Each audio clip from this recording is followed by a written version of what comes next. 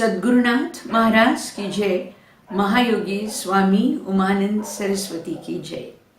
We are on our 6th YouTube program on Kundalini Yoga.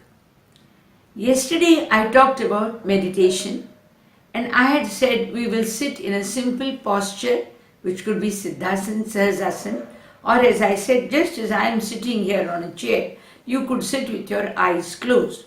However, a yogic posture will definitely help you to attain or sit for a longer time, provided you are comfortable in that.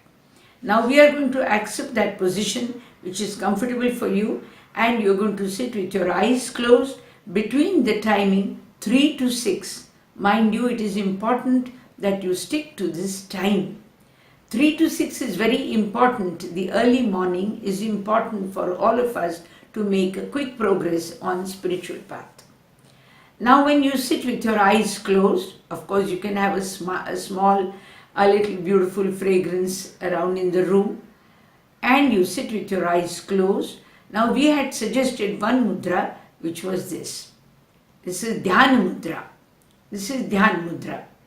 And we need to sit in some mudra because that helps our hands and all to be more comfortable. Now this mudra is going to get your attention and your focus in only one chakra, which is in the body. We have totally 7 chakras.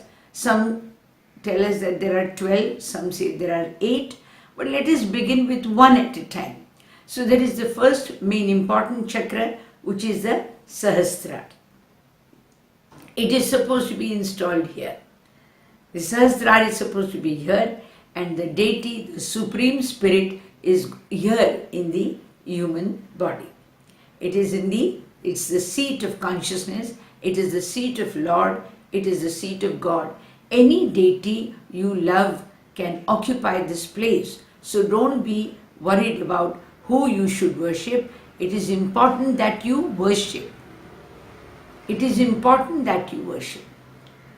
Now normally on the path of Guru Bhakti Yoga, when we start this journey upon meditation, we do accept one of the gods or one of the persons as our Guru. And therefore, an interaction with a known personality becomes easier for us. However, I leave the choice to you. It could be any god, it could be any Guru, it could be any deity, and it could be any religion. So don't worry, should not make difference. They are all the same. What is needed is we become humble devotees. That is important for meditation. Now the first thing we normally suggest to the people who start their journey is called Manas Puja. Now what is Manas Puja? We are going to have a yogic posture, then we are going to have this particular mudra, and now we are going to talk about what is known as Manas Puja. Now it's a simple exercise for meditation for beginners, because later as we develop, then there is inner voice which is going to keep on guiding us. But right now we are going to use an external measure to help us to know how to begin meditation. How to begin? Now suppose there is some particular deity you love. Let us say it could be Sri Krishna, it could be Christ, it could be Sri Ram, it could be any other religion. Believe me, every one of us, we have a particular deity in mind, and we tend to worship the deity by going to either a temple or a church or a dargah. Wherever we go, remember, we are going to do an entire program of that day, but sitting at one particular place. We are now just seated, but we are going to imagine, let us say today is a great day like Sri Krishna Jayanti. It is the birth date of Lord Krishna. And suppose, as we all tend to go and visit the temples, as I said, it could be any religion, any god, you decide to go to your place of worship. When you go there, you tend to carry something. We carry either a basket of flowers, fruits. Then we carry a posture of humility. We carry the feelings of love. And we enter a temple with great devotion. We are very gentle. If somebody pushes you around, you say, it's okay, it's okay.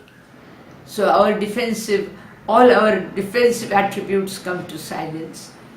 Your entire body posture is now humble, and you enter into a disciplined line or something which takes you towards the deity.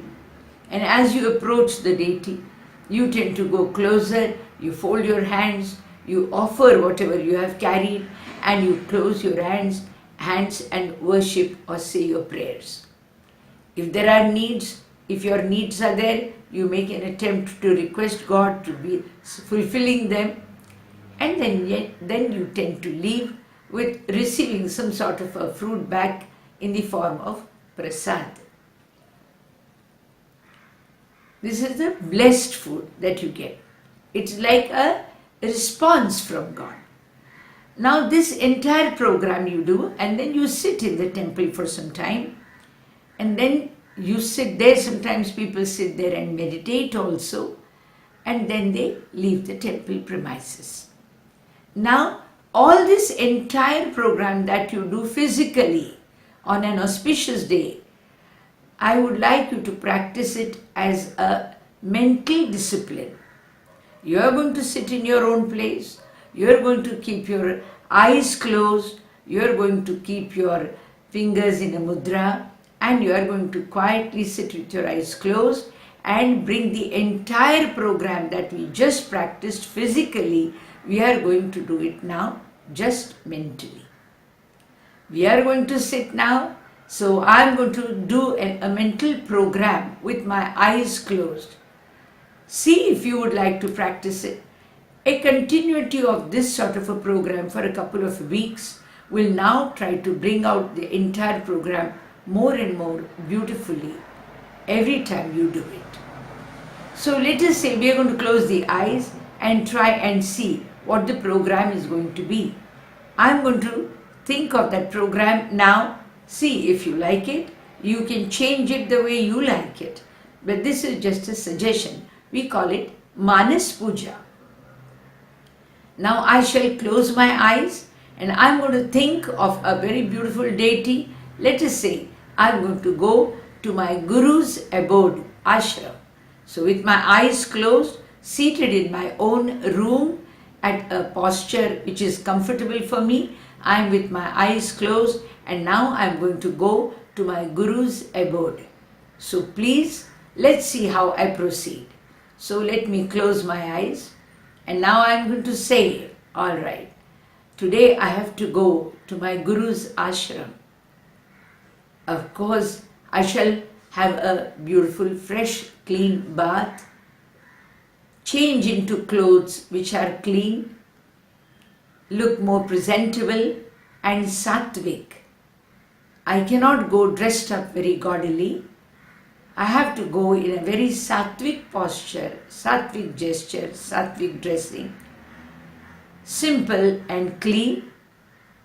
I enter the ashram, and in the ashram I see that there is total silence. There is total silence. My Guru is sitting on a huge chair right in the center of the hall, and I proceed gently towards her. My body has a very humble posture. I go there and I salute her. We call it namaskar.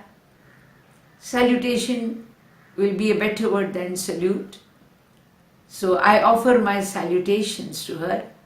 I kneel before her, and if I am carrying something for her, I try and extend it, leave it in front of her on her table, and then quietly go and sit in a corner to be addressed by her. Let us say now, once I am seated, the next question comes from my Guru. So, when did you come? All right, now there is a slight conversation which goes on, and after a few words of exchange, I'm expected to leave. I'm expected to leave. So what do? I get up and humbly offer my salutations again, and then I withdraw. I go without turning my back upon her, and I leave the room. Now, this is a simple practice I have explained to you today. You could use any other idea. You can go and offer flowers, you can garland a guru, you can give some fruits to a guru, or you can say a few words. So this is a simple exercise I have shown. Yes. Now, normally when we are seated in front of Guru, we also try and say some prayers. One of the prayers is there in the form of a YouTube program. It is titled Paduka Panchakam. There are 5 verses. If you would like to play them and meditate, trust me, those 5 verses, I have been repeating it for last 45 years. They could work as Shabda Diksha for you. You could be initiated in this program. Please play the 5 verses, Paduka Panchakam, and see with your eyes closed whether you feel the presence of energy around you. There is a YouTube program which is titled Mine Paduka Panchakam by Swami Radhikanand. See if you can play it when you are quietly seated and complete this mental program. Your guru could be any other guru other than mine. Your religion could be any other religion than mine. Your deity could be any other deity than mine. It is not important because all gods are same. What is needed is humility in us, surrender in us, concentration in us. This will help you to concentrate on Sahasrara. Please practice this and let me know if it has made a beautiful change in your first day program. This is Swami Radhikananda from Pune. Feel free to write to me. And there is, again I am repeating, a program on YouTube, Swami Radhikananda. It is Paduka Panchakam. Paduka means the holy feet, and Panchakam, there are 5 shlok which are going to be sung for you when you are with your eyes closed. If you can start that YouTube and sit for your meditation, I am sure you will be initiated in the true sense. And I expect my Guru, the Guru of Gurus, all the Gurus to bless you if I have served Guru principle genuinely in my life. Thank you, Swami Radhikananda, Pune.